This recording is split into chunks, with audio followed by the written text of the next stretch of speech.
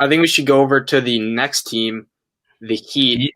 Yeah, Nolan, what are your thoughts on the Heat's roster, and what do they need to do the rest of the season to put them in a good position come playoffs?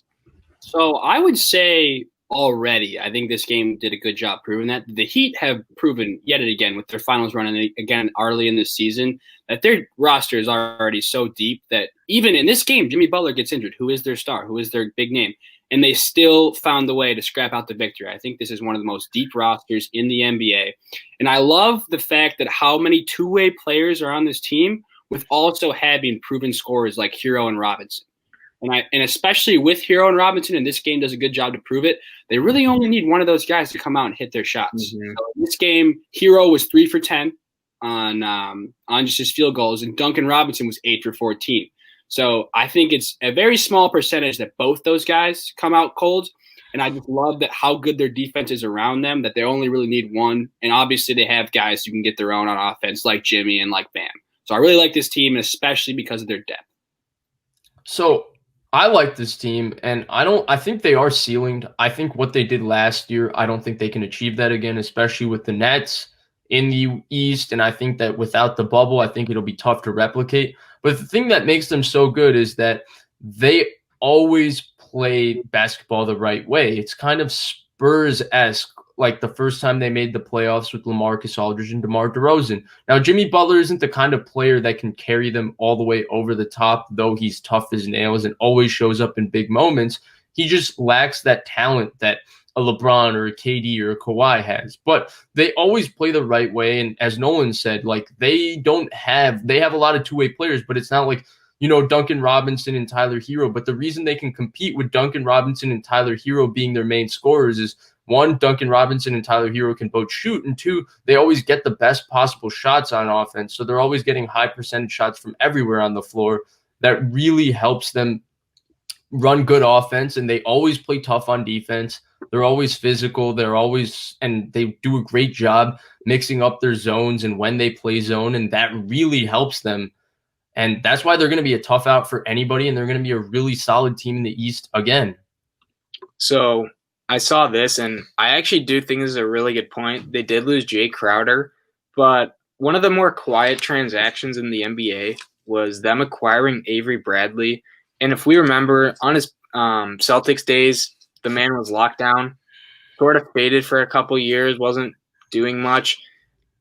Regular season last year on the Lakers, he had a resurgence and was really good. He didn't get to play in the bubble, unfortunately. So people I think he's like a forgotten guy, but he's someone who fits their culture really well. And I think that was something that they did this offseason to kind of replicate the loss of Crowder. Because from what I remember, Crowder was making a ton of shots in the playoffs. Like, although he steps on the line like half the time, he steps up for a three. He was lights out shooting. And my only big question with the Heat is, do they have enough star power to actually win? I think they lack this in the playoffs, mainly the championship. When they ran into AD and Bron, is they just didn't have the star power to keep up. And it's a star-driven league, right? And so I'm interested on your thoughts with the whole James Harden fiasco. Do you think that's someone they should go after?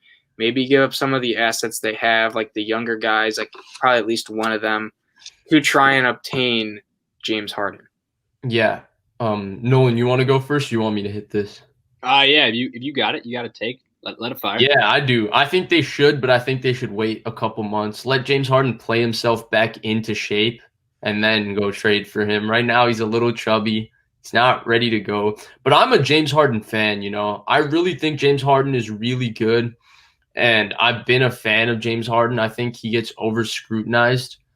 I think he's a really good player. I think he's done a lot with little. And while his playoff performance haven't been the best, I'd argue that he's very, very, very rarely had a better team when he chokes in the playoffs.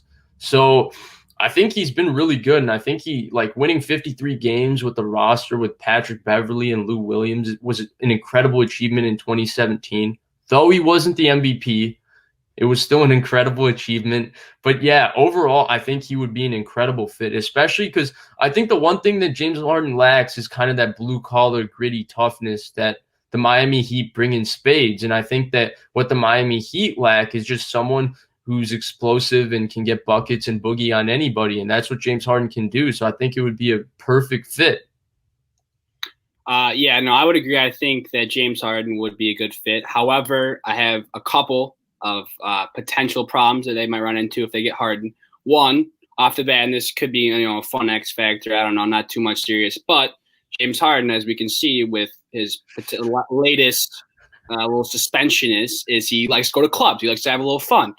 Miami, big city, they got some good clubs, and I think I'm not positive on this, but I think I did see one study that did say that there is a correlation. Yeah. No. He likes to have fun off the court. Yeah, no, there's a giant Reddit study that doesn't interact. It's basically an extensive look at James Harden's production based on back-to-backs, nights spent at a city, and based on that city's nightlife. And James Harden, when he spends a day in Miami, has never shot the ball well that night in the game in Miami. So he's got a point. Yeah, and then the only other thing I would say is I think obviously Harden is arguably the best iso ball player in the league. And I think that everybody would agree that he's definitely in the conversation. However, I don't think that this Heat team would need him to be as much ISO. So I think if he came to this Heat team because they have proven shooters like Hero and Robinson and guys who can finish down low like Bam off the oop. And then one of my favorite guys we haven't even mentioned yet, Goran Dragic, continues to be slept on. That although he's good scorer, he wouldn't need to play as much iso ball. So it would be very interesting to me if he went to Miami, watching him make that transition, because I don't think he would have to play as he does in Houston. And he is more than a capable passer. People always talk about his iso ball, and yeah, he probably, he's probably a top 3 iso player. It's an interchangeable list at the top with some of the guys, right? His passing is, I'd say top 5. I don't know if you guys saw the game the other night against Portland. Yes, Portland's defense is really bad, particularly Lillard and McCollum. The man had 44 points, 17 assists, and this is all while everyone looks at him and he's like, oh, he's out of shape. Like, say what you want about the man. Night in, night out, the man puts up numbers. And I think he could put them over the top. I don't think they could get past the Nets without that bona fide top 7, top 10 player. It's needed. And I know, yes, we did mention culture, but I think it's a risk Pat Riley needs to take and to obtain that bona fide star. Because right now I just don't see a tandem of Butler and Adebayo getting past KD and Kyrie, let alone some of the other teams. Even if you have to give up Hero or Robinson or picks and whatnot, I think you do it. You make the move for the star. Yeah, ultimately I'm with you. You got to make the move for James Harden. And you brought up Dragic, and I think Dragic is incredible, and I thought he was very underrated throughout the Heat's playoff run, because there were some series that I thought he was their best player and not Jimmy Butler, even though he struggled versus the Pacers. After that, Goran Dragic was incredible. But I think Harden would be a better version of Dragic for them. A guy that you have him run the point. And I don't think I think the misnomer with Harden is that people think that he has to only play the particular style of basketball that he plays. In OKC, James Harden was basically their point guard in the fourth quarter. They moved Russell Westbrook off the ball, and James Harden used to run the show. And he's a really slick passer. And as Blake said, his assist numbers are insane. And he can carry an offense like he has to for Houston.